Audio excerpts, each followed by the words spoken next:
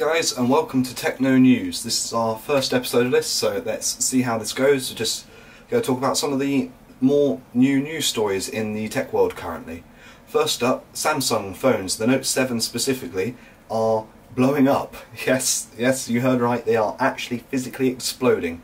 The batteries are defective in some phones. I think there's been about 35 cases of this now, where the batteries have exploded in certain situations. Samsung is currently looking into the issue and why it's happening, and sales across the world have been suspended by phone carriers. People aren't 100% sure what's causing it right now, so we're just waiting on Samsung for that. It's certainly an issue to people's safety if you are using the phone, if it's in your pocket, or if your child has it and it blows up. That isn't really something you want your phone to be doing. So when they come up with a solution to this, we'll make sure to give you an update as to what's going on, whether they're doing phone recalls, or if it's just an update, or if it's just a sort of finite amount of devices in a certain range, and if they're only recalling them. So we'll be sure to keep you updated on that.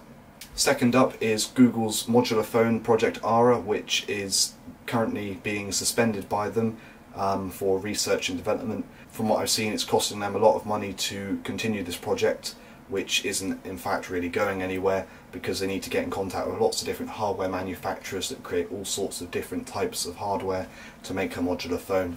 LG's G5 wasn't really received too well. It did have a lot of sales and it had very high specs, but people didn't really buy it for the modular functionality. It didn't have too many different options for it. You had a few sort of camera modules, speakers and things, but it was nothing too special really.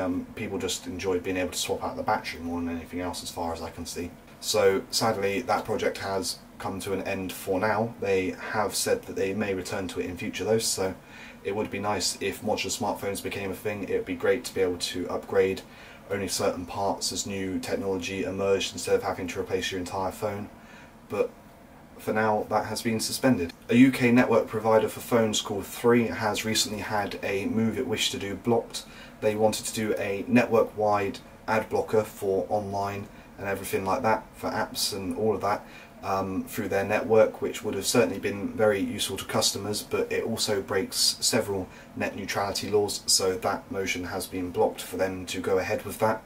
I can see that as being quite annoying to advertising companies as well, if none of their adverts are getting through, but I can also see how it's breaking net neutrality laws, because if they are controlling the flow of content to people's devices, then of course that's breaking the law there. It would have been nice to have adverts blocked by default, but then, as I mentioned, advertising companies wouldn't be able to make any money, so that would shut down quite a lot of businesses, and it means that honest businesses that are trying to advertise wouldn't be able to get their advertisements out there anymore. Another small story which is coming in is Google is apparently dropping the Nexus branding from their Nexus line of phones. Instead, they're just going to be having the word Google, or potentially nothing there at all. It's just going to be a phone which is produced with Google and another company in a partnership to create a stock Android phone. Though there are even more rumours on that it's not even going to be completely stock Android running on them anymore, and there is going to be some kind of customization thrown in on that, which a lot of people have their fingers crossed that doesn't happen, because that's the main reason why they buy the Nexus line, is because they don't have to deal with all the bloatware or themes that other people put on them.